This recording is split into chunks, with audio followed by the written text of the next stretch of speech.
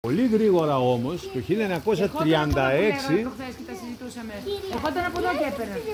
Από αυτήν την πόρτα, αν την ανοίξουμε αυτήν την πόρτα, μέσα έχει ένα τούνελ που πάει στις πηγές πέρα.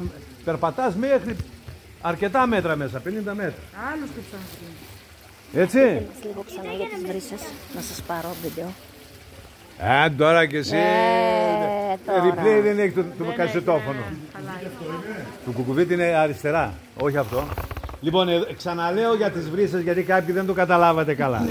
Οι βρύσες ήταν πάρα πολλές στο χωριό. Και πήγαιναν σε κάθε γειτονιά, είχαν τη δικιά τους βρύση. Τούτην εδώ ήταν η κεντρική βρύση. Σε αυτές τις βρύσες που είχε μεράμπα, ήταν μεράμπα, πηγαίνανε και τα μουλάρια να πιούν νερό, πηγαίνανε οι νοικοκυρές να πάρουν με τα γκιούμια νερό για το σπίτι, για τις ανάγκες του σπιτιού, να πλένουν τα αγκιά τους, τα πιάτα τους και όλα αυτά. Έτσι. Αργότερα, το 1936, γίνανε κιούγκια.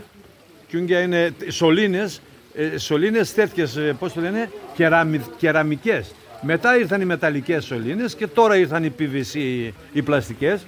Και έγιναν τα δίκτυα σε όλο το χωριό και σιγά σιγά σε όλα τα σπίτια.